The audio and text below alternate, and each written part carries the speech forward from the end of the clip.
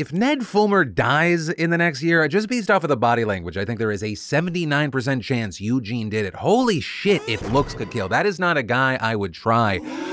Boo all you want. While you do, I'll say, sup, you beautiful bastard. Welcome back to the Philip DeFranco Show. Buckle up. Make sure you hit that like button, otherwise we'll punch you in the throat, and let's just jump into it. So the Try Guys just posted their first video after removing Ned Fulmer from the group. If you don't remember, it was a doozy last week. Massive scandal. Ned, turned out, was cheating on his wife with one of his employees, or as Ned put it, he was having a consensual workplace relationship. His description, of course, completely disregarding the massive difference in power an employer and employee might have, as well as just the legal fuckery he put his company and his partners into. Prior to this new video, the Try Guys released a statement saying Ned would no longer be moving forward with them. And since then, there's been no shortage of fan speculation and social media chatter, which I think is why they also released this video. Yes, they took their time, but also I think this is earlier than they were initially planning on releasing it, with the remaining members of the group, Eugene, Zach, and Keith, posting a video explaining what led to the removal of Ned, as well as their feelings. On Labor Day weekend, multiple fans alerted us that they had seen Ned and an employee engaging in public romantic behavior. We reached out to check on that employee. Ned confirmed the reports, and since confirmed that this had been going on for some time, which was obviously very shocking to us, and we just want you to know that we had no idea this was going on. Then saying they started talking to employment and corporate lawyers as well as HR professionals to make sure that they handled this correctly. This is something we took very seriously.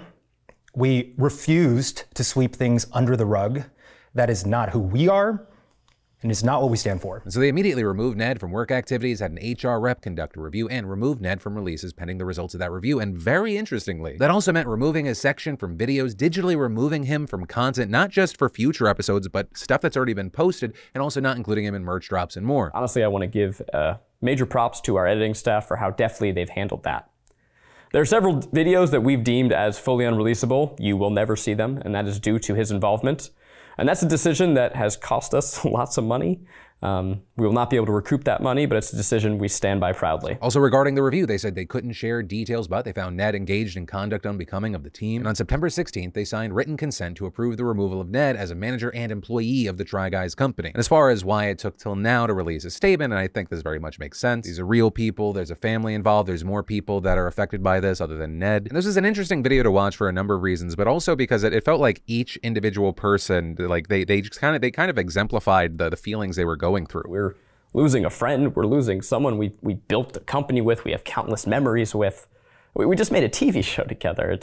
I'm sure many of you feel the same way. They also warned fans to be careful when it comes to online speculation, to respect the families and employees impacted by this, and Eugene adding, we also want to remind you that the internet has a tendency to be a lot harsher towards women than men.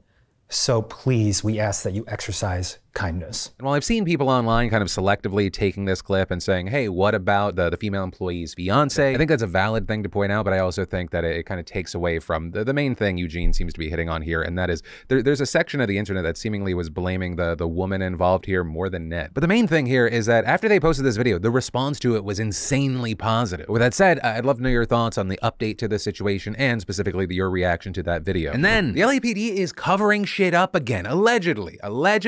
I'll do the Jesus and Marrow, allegedly, RIP, a great show, but some of you may know the name of Officer Houston Tipping. Officer Tipping of the LAPD died in May of this year after he sustained serious injury in a training exercise. But here's the thing, his family's lawyer held a press conference yesterday about the suspicious circumstances around his death. Right, so what most people knew is that back in May, Tipping suffered an injury, including a break in his spine during training, resulting in his death 3 days later. The LAPD releasing a statement claiming that his injuries came from a fall during a segment of training involving grappling another officer. However, in June, Tipping's mother, Shirley Huffman, filed a complaint and later a lawsuit against the city of LA saying that her son was, quote, repeatedly struck in the head severely enough that he bled and that the beating resulted in injuries requiring stitches. With Tipping's attorney claiming in the press conference that these injuries could not have been sustained the way that the LAPD claims. There is no way grappling would have caused those kinds of injuries the way the LAPD portrays it.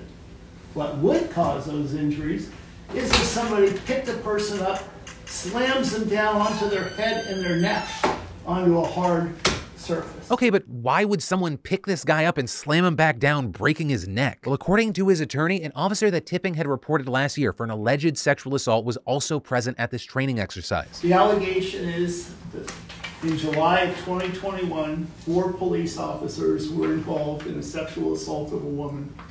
in the Los Angeles area. A report was taken by Officer Tipping, and the female victim claimed that she was raped by 4 different people, all LAPD officers. She knew the names of some of those officers because they were in uniform and they had their name tags on. Name of one of those officers with the name tag seems to correlate with one of the officers that was at the bicycle training. And you're alleging that that officer is the one who hurt Houston Tipping. Correct. And he goes on later in the video to say that the police department is likely trying to cover up these incidents. So are you saying that it's just being covered up by people who were there? Well, I'm sure these actions are being covered up. The thought of a code of silence or a cover-up by a police department should not be shocking or surprising to anyone. There was a case number, there was a case, there is a report. What the LAPD did with it afterwards, I don't know. LAPD claims in Public Records Act requests that there was no incident report at all. But I have one. And saying that there's been no criminal investigation from the authorities into these events as of yet, despite his wishes. Right, so the original lawsuit filed by the Tipping family covers the wrongful death of the officer and other civil rights violations, but in light of this new information, the attorney has filed a supplemental to the case, including whistleblower retaliation, destruction of evidence, and the initial wrongdoing of the rape case. So this is going to be a massively important story and case to follow, and depending on how things go, possibly massively consequential. But for now, we have to wait to see how things unfold. And then Kanye wants you to know that white lives matter, which I think is actually very helpful. I always forget that. I'm like, where are my keys? Do white lives matter? But luckily, he reminded all of us at the Easy fashion show in Paris yesterday where he wore a shirt that said that. Also, Candace Owens rocking the fit, which I will say looked great on her. It's not often you see someone coordinate an outfit so well that goes with the worms in their brain. Well, we saw a number of Kanye's fans excusing this, saying, hey, he always does these stunts, he's trolling. You also had the likes of Jamel Hill writing, so many folks are trying to excuse Kanye wearing a White Lives Matter t-shirt as just a troll move or marketing. Maybe it is, but it's a dangerously dumb message to send for someone with this massive platform. Hollywood Unlocks Jason Lee adding, I love Ye as a person and I support free speech, but this is gaslighting black people and empowering white supremacy. Also, people at the show reportedly leaving. You had Jaden Smith tweeting, I had to dip, LOL, Black Lives Matter. Though we also saw Kanye doubling down on this, posting on his Instagram story. Everyone knows that Black Lives Matter was a scam. Now it's over. You're welcome. Then continuing to go on and slamming those who have called him out. Namely, Vogue contributing editor Gabriella Karefa Johnson, with him posting pictures of her, making fun of her clothes and style, to the point where even Gigi Hadid shot back in a now deleted comment saying, you wish you had a percentage of her intellect. If there's actually a point to any of your shit, she might be the only person that could save you. You're a bully and a joke. And then football season has been here for a few weeks now, and my sports nerd ass is excited. And that's in part because of today's fantastic sponsor, FanDuel. For me, single game contests are a great way to get in on the action for the week's biggest matchups with huge cash prizes up for grabs. I mean, we're talking millions in prizes all football season long in FanDuel fantasy contests. And if you're new to fantasy, really there's no better time to get started, because right now, new customers get a free single game entry when you sign up for FanDuel. You just draft your 5-player lineup, you put your best player in the MVP position where fantasy points are multiplied by 1.5. Plus, on FanDuel, you can also play full slate contests featuring multiple games, season-long best ball contests, and so much more. When you win, you'll get paid fast. So why wait? Kick off football season with a free single game entry when you download the FanDuel Fantasy app and sign up with promo code DeFranco. That's promo code DeFranco to get your free single game entry. Happy football season. And then Herschel Walker's campaign is imploding with a speed and in a way I don't know if I've ever seen before. So the main thing that Herschel wants you to know about him is this. I stand for life, and I don't make any excuses about it. You know, I believe in life. I'm a Christian. I believe in life. I'm a Christian. I believe in life. I believe from the womb to the tomb.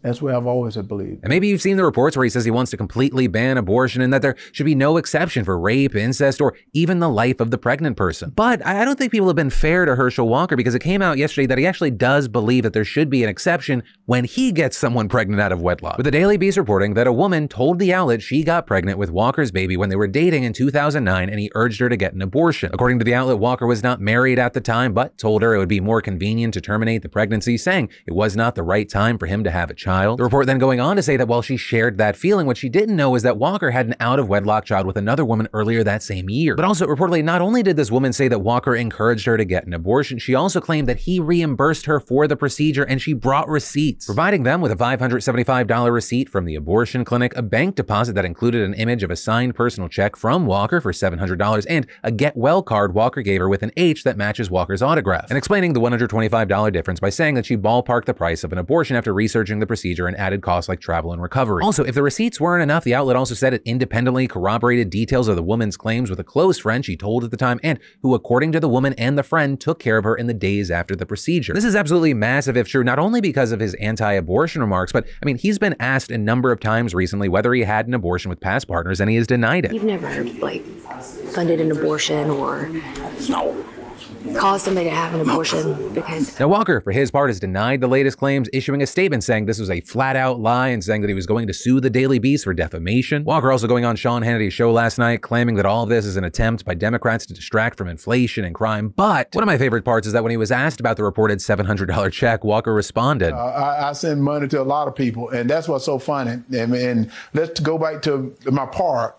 You know, I do scholarship for kids. I give money to people all the time because I'm always helping people because I believe in being generous. Oh, he tried to turn it into a positive. Yeah, you know how like we all send money to women that we've come across that suspiciously is close to the amount of money it costs to have an abortion. But I said one of my favorite parts because things got fucking crazy last night. We saw Herschel Walker's adult son and right-wing TikToker Christian Walker popping the fuck off on Twitter, writing every family member of Herschel Walker asked him not to run for office because we all knew some of his past. Every single one. He decided to give us the middle finger and air out all of his dirty laundry in public while simultaneously lying about it. I'm done. And then adding, I know my mom and I would really appreciate if my father Herschel Walker stopped lying and making a mockery of us. You're not a family man when you left us to bang a bunch of women, threatened to kill us, and had us move over 6 times in 6 months running from your violence. I don't care about someone who had a bad past and takes accountability, but how dare you lie and act as though you're some moral, Christian, upright man? You've lived a life of destroying other people's lives. How dare you? With Christian then continuing with a series of videos this morning. I stayed silent as the atrocities committed against my mom were downplayed. I stayed silent when it came out that my father, Herschel Walker, had all these random kids across the country, none of whom he raised. And you know my favorite issue to talk about is father absence. Surprise, because it affected me. That's why I talk about it all the time, because it affected me. Family values, people. He has 4 kids, 4 different women, wasn't in the house raising one of them. He was out having sex with other women. Do you care about family values? I was silent lie after lie after lie. The abortion card drops yesterday. It's literally his handwriting in the card. They say they have receipts, whatever. He gets on Twitter. He lies about it. Okay, I'm done. Done. Everything has been a lie. Don't lie on me. Don't lie on the lives you've destroyed and act like you're some moral family man. Y'all should care about that, conservatives. We were told at the beginning of this he was going to get ahead of his past, hold himself accountable, all of these different things, and that would have been fine. Go ahead. He didn't do any of that. Everything's been a lie. Everything's been downplayed. Everything's been cutting corners. The whole thing. With him also posting another video where he condemned people on the right who have said that his actions here are suspicious, especially because he did a campaign event with his dad last year. Also claiming hypocrisy because it's the same people who told him that he should be doing more for the campaign. And to that point of him supporting his father for a little bit, I would say I don't think that's weird. Like, I think psychologically it could make sense for a kid who felt abandoned or mistreated to later in life want to have a connection to their father, especially if it is true that his understanding was that Herschel was going to take accountability for his past, so this could be like a new way forward for them. But hey, that's where we are, and what's funny, and it's not funny, it's fucking ridiculous, is that Herschel Walker still has a good chance to win. He is a lying, insane hypocrite, and it's been very fucking transparent from the beginning, and he's in one of the most important and close races in the country, with him currently challenging incumbent Democratic Senator Raphael Warnock. Also, if you're new to this and you're like, how is he insane? His ex-wife previously told reporters that he once held a gun to her temple and said he was going to blow her brains out. Beyond that, he's faced accusations of stalking and violent threats. And it often feels like he has a hard time keeping the lies from slipping out of his face, whether it be about really important things, academic achievements, financial success, whatever. But hey, ultimately we'll have to wait to see if everything about him that screams that he shouldn't be in a position of power is enough to make him lose. And then...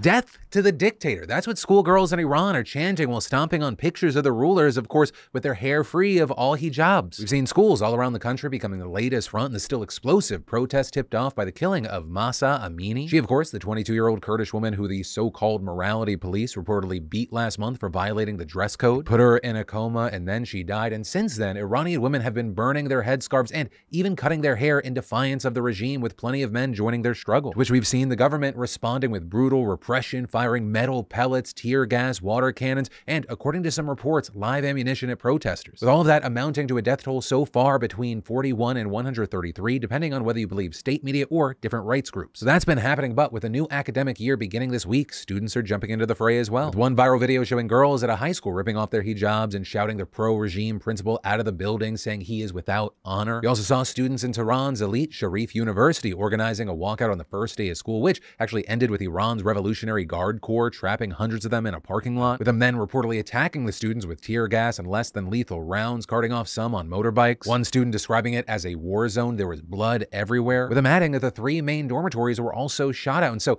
now the university has made learning remote, but the Students Islamic Association has urged all professors and students not to attend classes until all arrested students are released. They also called on other schools across Iran to pause classes in solidarity, and that's exactly what happened, with youth primary, secondary, and higher education schools across the country shouting anti-regime chants and staring down security forces, including one university where girls torched their hijabs and yelled, "Don't call it a protest, it's a revolution now." So naturally you have the government very anxious about this, which is also probably why you're now finally seeing Iran's supreme leader breaking his silence to say that his heart is pained by the bitter incident of Amini's death. But then he immediately added that it does not justify protests, which he says are not natural but rather planned. And who planned them, you may ask? Who else but of course the United States and the quote Zionist regime, aka Israel. Because obviously the smartest thing to do to calm down all the people that are protesting and saying you're fucking insane, you're horrible, is to accuse them of just being Jewish puppets with no legitimate grievance. Yeah, that's gonna go over well, I imagine. But that is where that story and today's show ends. Thank you for watching and subscribing, being a part of my daily dive into the news. Also, if you want more news, I got you covered here or here. But as always, my name's Philip DeFranco. You've just been filled in. I love yo faces, and I'll see you tomorrow.